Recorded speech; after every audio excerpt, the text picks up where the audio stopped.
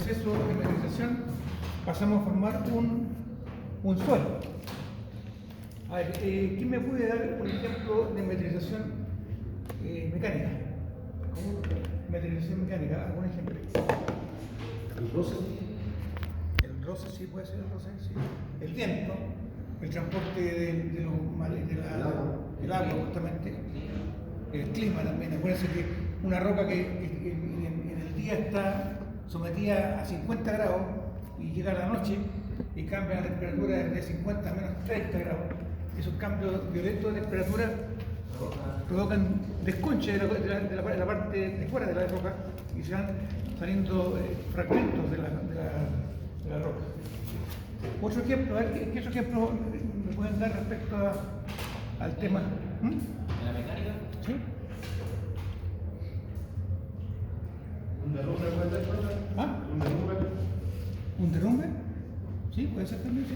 Pero que en general las causas son el viento, el agua, el oleaje. Acuérdense que en la costa el oleaje va moliendo la roca y se va erosionando, creando pequeños guijarros que al final la arena que nosotros pisamos, pero a la larga nació de una ¿cómo se llama? Una roca madre que inicialmente era inalterable. Ahora, respecto a la evolución biológica, ¿algún ejemplo? De química, química. Aquí ¿cómo se produce la reacción química? ¿Cuál es el agente que lo produce? El óxido. Sí, pero ¿cuál es el agente que produce el óxido? El agua, justamente. Bien, Jessica. El agua es el que produce, digamos, ¿cómo está, señor? No lo había visto. El agua, digamos, es el agente que produce la materialización química.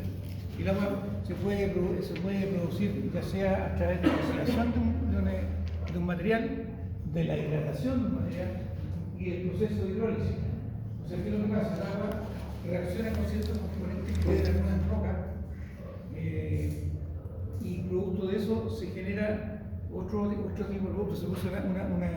Se produce lo que se llama una transformación.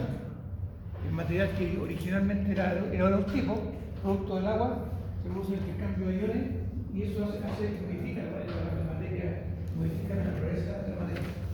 Eso es parte del suelo que necesita características que producto del efecto del agua se transforma en otro tipo de suelo. Es un cambio, digamos, netamente en la composición química del suelo. ¿Se entiende? Me quedo más o menos de la química por favor. Lo que pasa es que piensa lo siguiente, si tú agregas, pensemos lo siguiente, agrega agua a un suelo que es carbonatado, o bien hablemos así, un suelo que reacciona con el agua. ¿Qué es lo que pasa? Las partículas que tienen componentes eléctricas, como por ejemplo la arcilla, al contacto con el agua se transforman. Como la imagen que mostró el otro día. Justamente. ¿Te acuerdas que? Mira,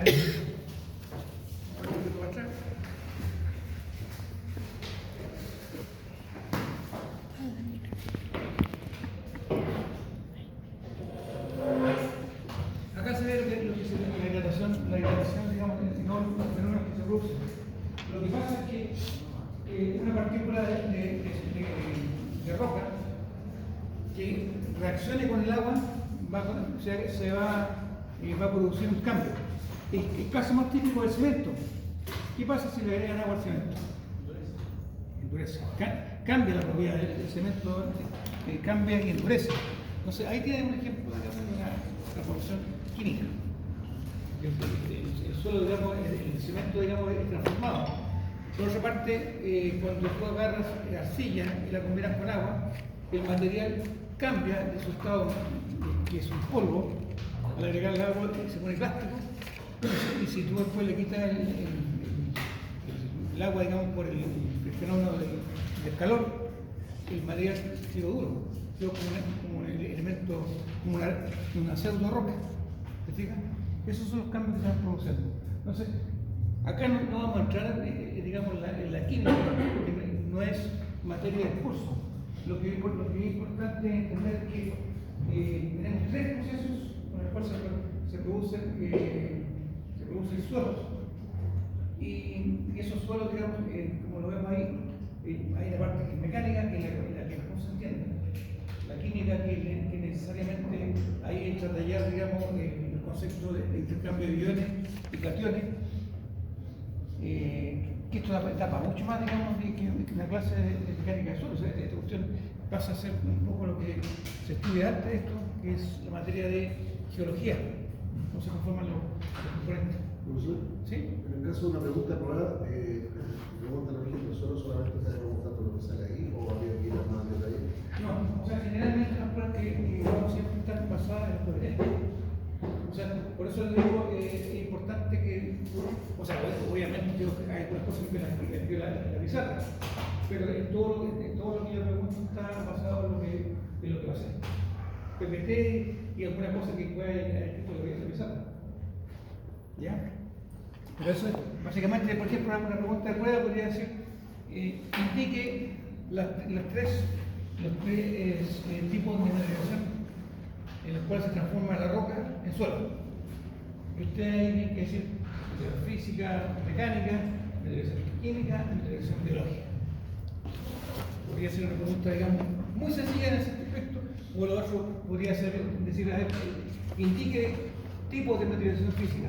Y ahí ustedes pueden hablar del transporte del viento, el agua, etcétera, etcétera. ¿Ya? ¿Me entienden?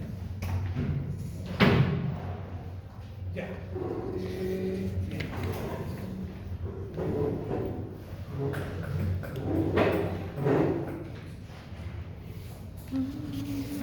Hay otra importante en la materialización química y también en la materialización biológica. Hay ciertos, las plantas, ¿qué es lo que sacan del suelo? ¿Cómo se desarrolla las plantas? ¿Cómo se forma qué dijo? ¿Qué se forma qué dijo? ¿Qué se forma qué? ¿Cómo se forma aquí el calcio? No, las plantas cuando están en contacto con el suelo. ¿Cómo crece la planta? La planta, ¿qué es lo que le saca al suelo? Los minerales. Los minerales, le saca, o sea, una forma como se desarrolla el potasio, el magnesio, el calcio. Entonces, ¿qué es lo que pasa? Si se fijan en la parte de acá, en la última parte, eso está en PBT, pero lo llegué, dice, por otra parte, los organismos atacan los minerales para extraer elementos nutrientes. O sea, por ejemplo, la planta tiene que, para desarrollarse, conseguir esos productos del suelo. Entonces eso modifica el suelo porque le quita el calcio, le quita el potasio, el magnesio, porque lo necesita para poderse desarrollar. Entonces, esto también genera una transformación. Y al fin y al cabo igual lo contamina. ¿Ah? Igual lo contamina. Claro. Sí, al fin y al cabo sí. Igual. Porque al fin y al cabo si uno quiere construir en un lugar que está lleno de árboles, está contaminado por la raíz. El lugar. Sí, sí. Pero dentro de lo malo, digamos, es preferible que haya árboles. Obvio. Obvio. Ya, vamos a estar puestos. Aquí habíamos terminado. Esta imagen, no sé si la alcanzamos a ver, pero es representativa, es un poco muestra.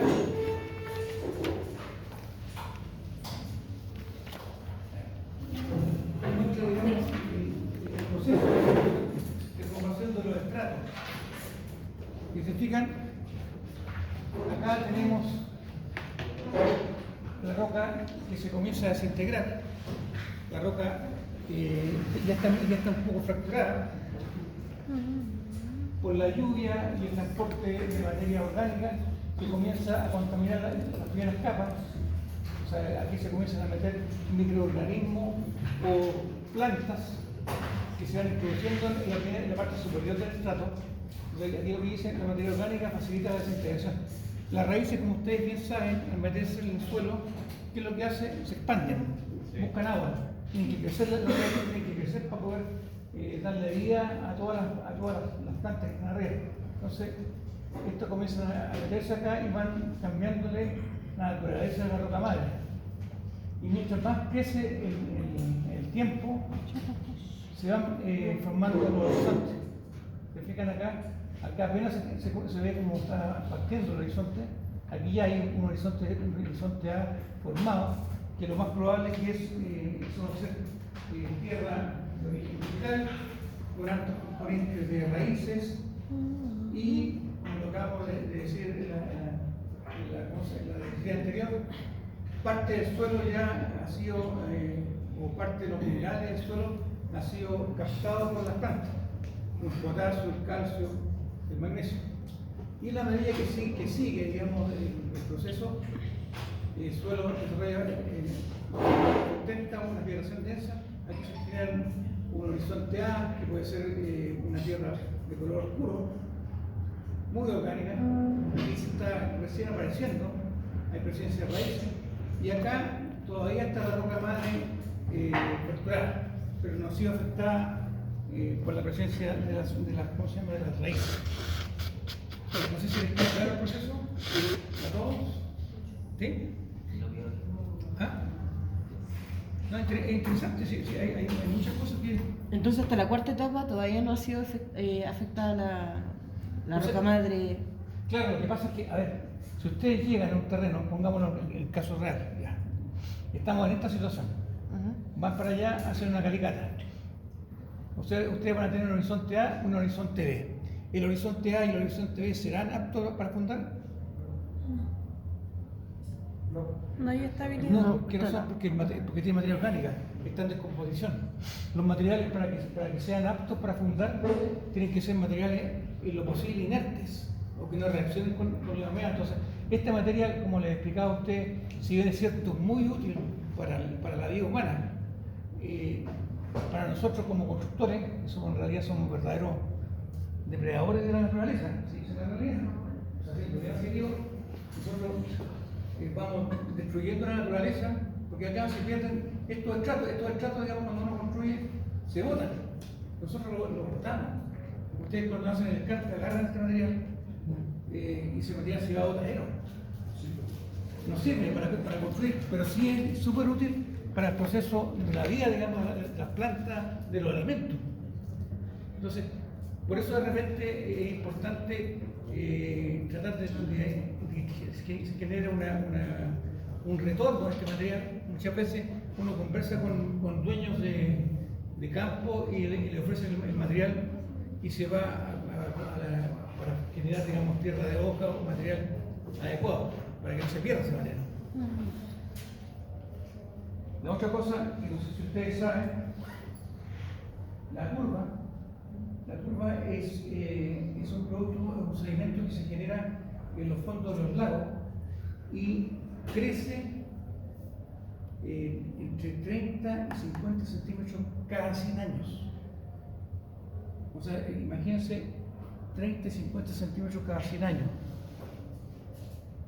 Y eso se ocupa mucho en la agricultura. O sea, no tiene un retorno muy rápido. Entonces, ¿qué es lo que está pasando?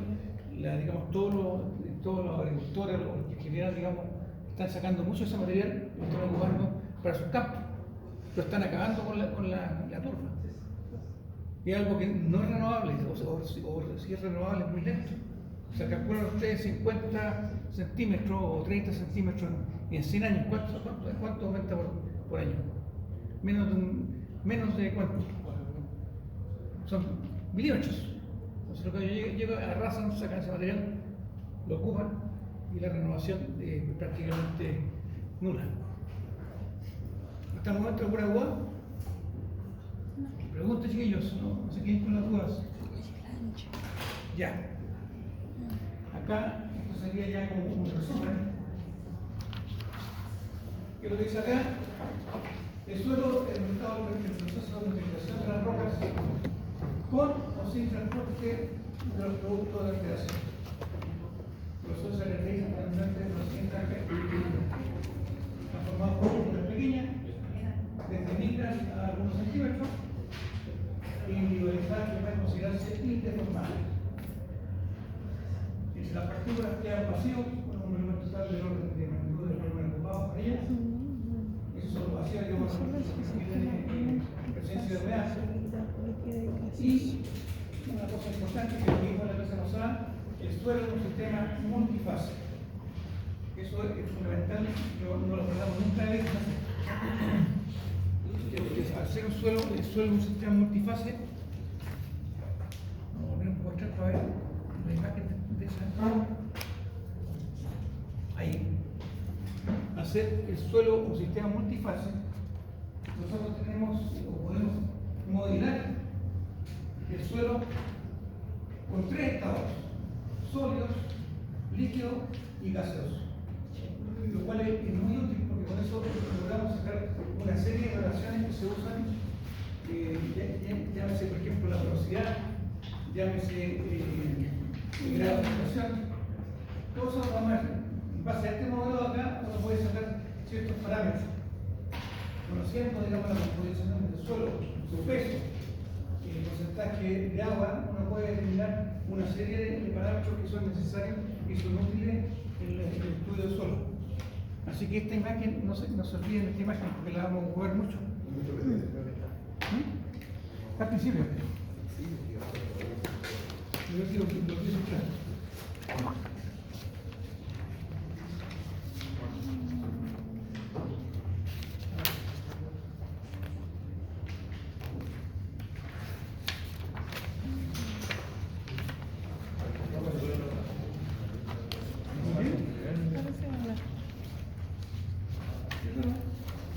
Eso debería estar después de la definición del suelo.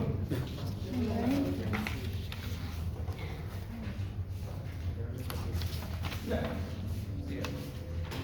Entonces,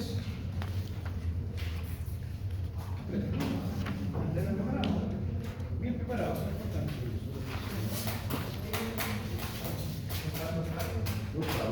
¿No está? No. Ya. Entonces lo que voy a hacer, voy a subir la última versión para que, porque al final básicamente va a salir una hoja más que voy a agregarla, digamos, en el legado.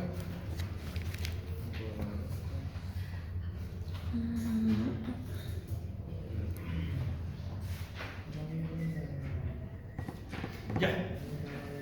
Bueno, lo último, los vacíos pueden, dentro del sistema multifase, los vacíos pueden estar llenos de agua, y en ese caso estaríamos hablando de un suelo saturado. Y un suelo saturado es un suelo con ¿cuántas fases?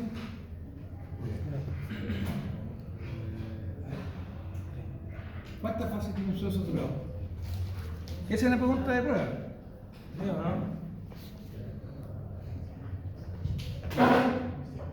Sólido, líquido, gas.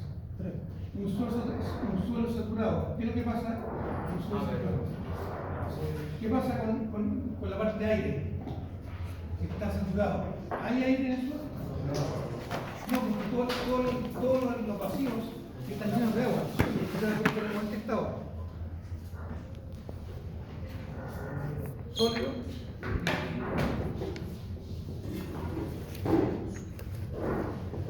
Esto es un suelo saturado. Un suelo que no existe presencia de aire.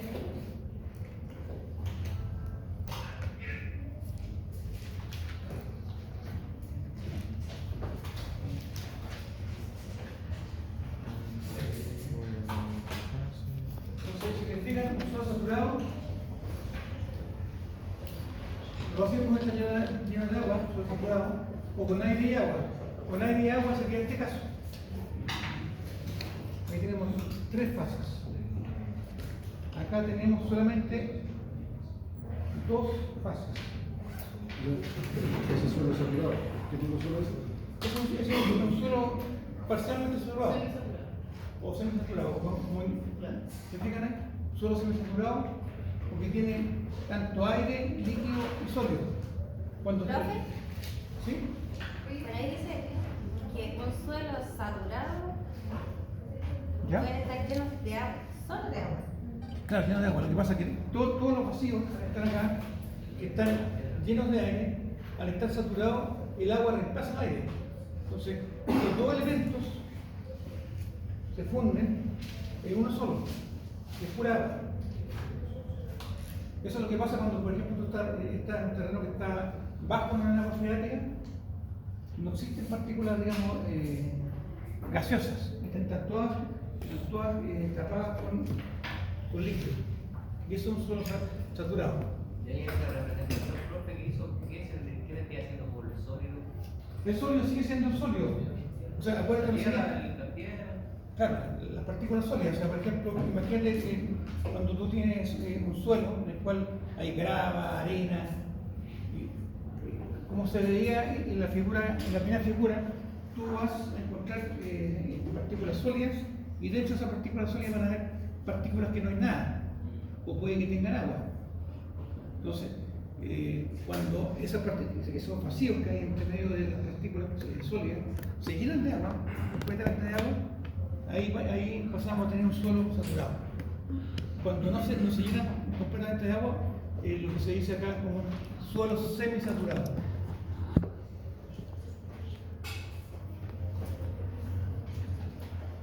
¿Alguna otra duda?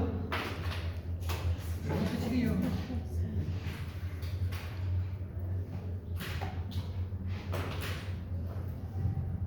Aquí vamos a entrar un poco en la definición de los materiales que componen el suelo. Y un poco, yo creo que aclarar dudas. Fíjense que acá estamos hablando de las gravas.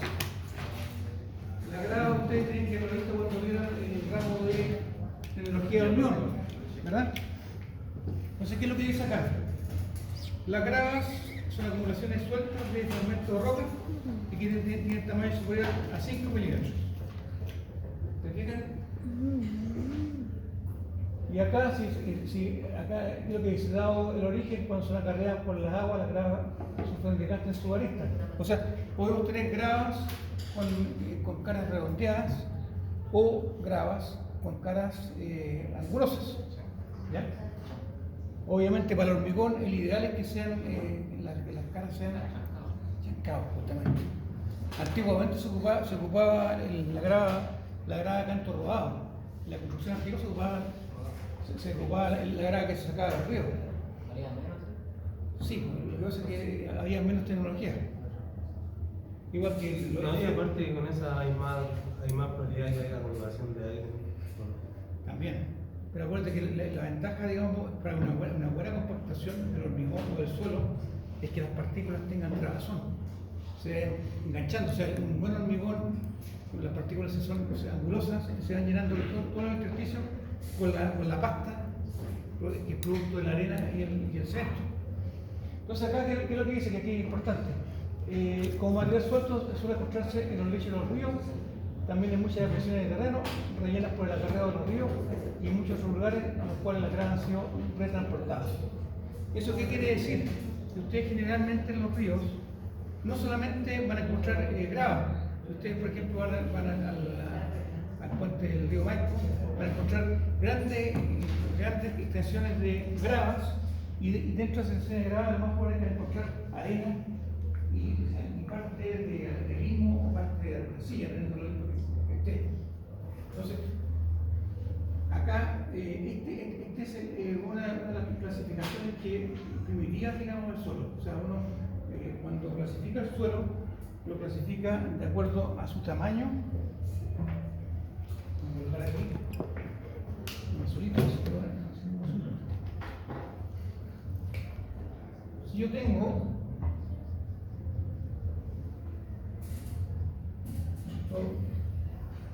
ustedes tienen que haberlo visto.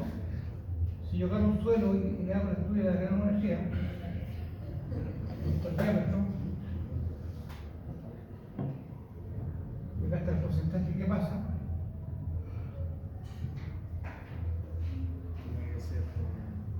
Aquí podríamos partir, por ejemplo, con 50 milímetros. Por acá podríamos tener 4.75 milímetros. Y por acá podríamos tener 0.075 milímetros.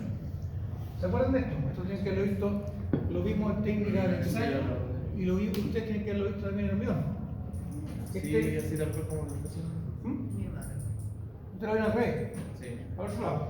Lo que pasa es que generalmente la curva granulométrica se pone en sentido inverso, de mayor a menor. Y algunos autores lo trabajan al revés, de menor a mayor. Pero es equivalente, es lo mismo. Sí, Entonces, acá,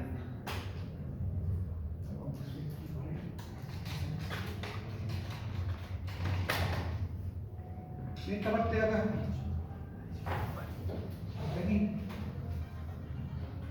tenemos lo que se llama las gravas. De aquí hasta acá, ¿qué tenemos acá?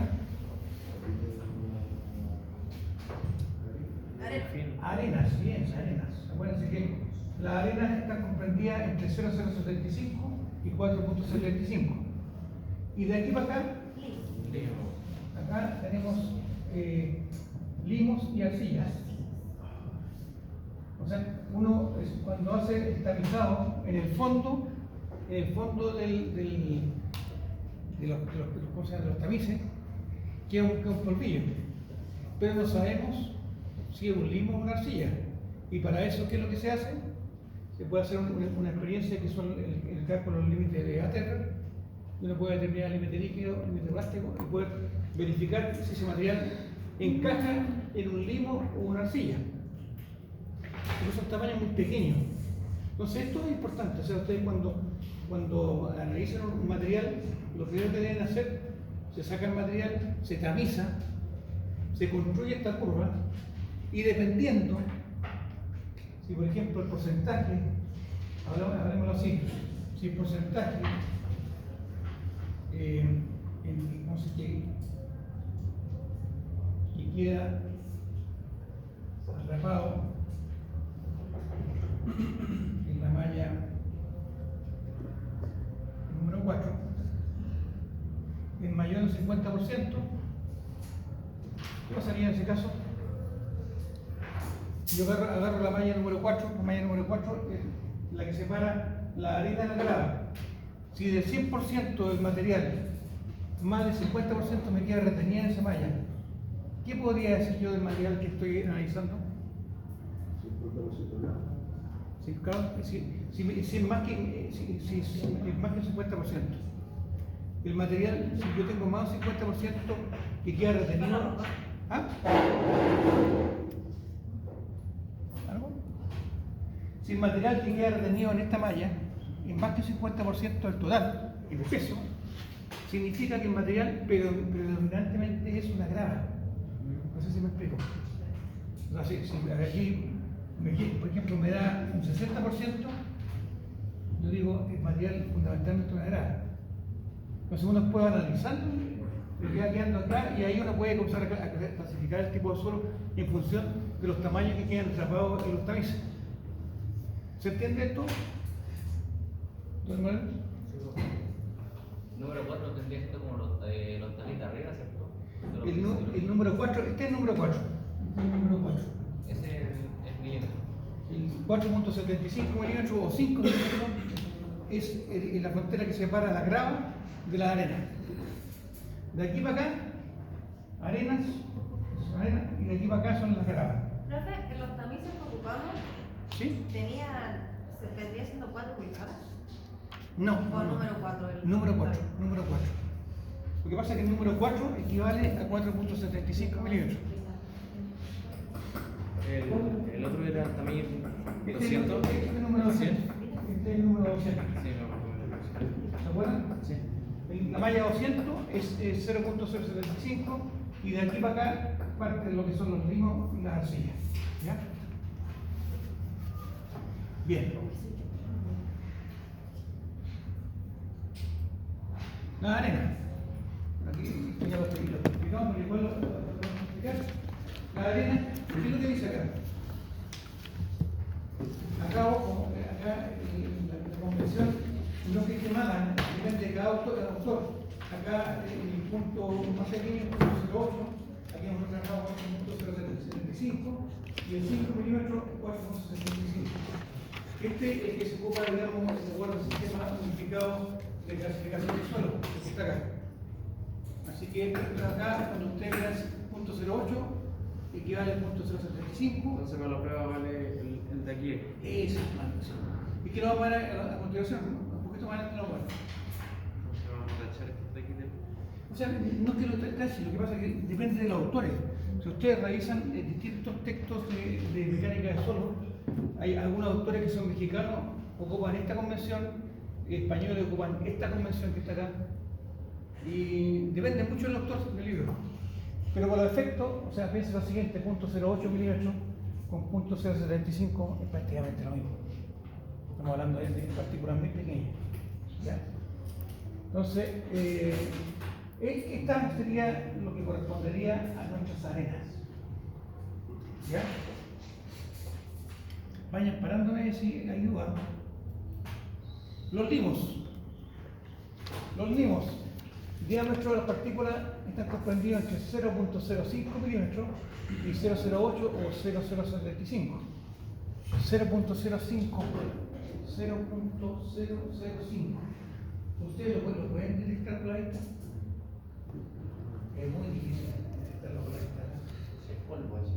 El polvo, digamos que una aprecia. Entonces, pero uno puede hacer, con el ensayo de segmentación, puede determinar esto de acá, o bien por el ensayo de los límites de consistencia, uno puede detectar si el material es limoso o arcilloso. Ahora, los limos en general hay de dos tipos. Un limo que es de origen orgánico, que puede ser el que se va acumulando en los lagos. Cuando el material fino llega, se va digamos, cuando hay movimiento de agua, comienza a sentarse, comienza a sentar y se va, digamos, depositando en el fondo de la costa del lago. Y la otra alternativa es el limo que sale del chancao. El proceso chancao, generalmente cuando uno tritura la roca sale de todo tipo de tamaño. Y de hecho esos tamaños, lo que se ve acá, acá se ve partículas comprendidas entre 0.05 milímetros y 0.08 milímetros. Entonces, dependiendo del origen, podemos tener limo orgánico y limo inorgánico. Ahora, el limo como suelo de fundación es muy malo. Es muy malo, digamos, la capacidad de suelo es muy mala. Entonces, si vemos lo que dice ahí en la parte de abajo, los limos sueltos y saturados son completamente inadecuados para soportar cargas por medio de zapata. Bueno, el suelo varía desde gris claro a muy oscuro, la probabilidad de los limos orgánicos es muy baja y su compresividad muy alta. Los limos de no encontrarse en estado denso a menudo son considerados como suelos pobres para ser. Así que ojo con el tema del material.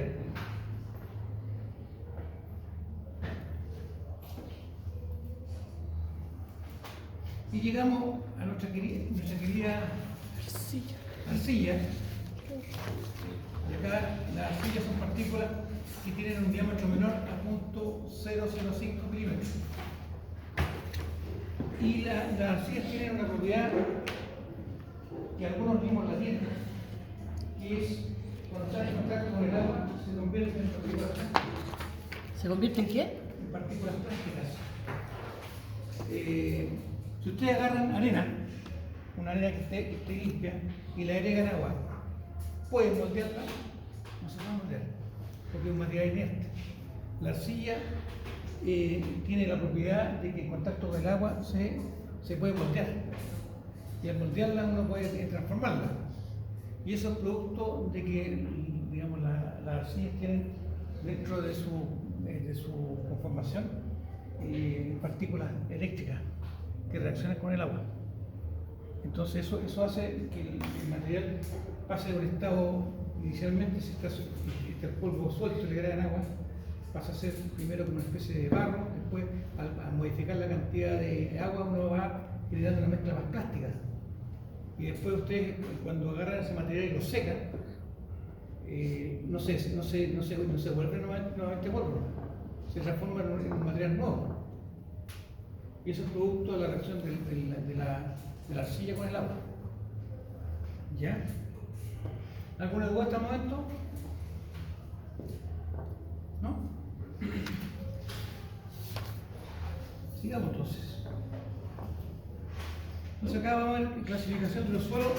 Hay tres tipos de clasificaciones: por composición, por granología y por resistencia.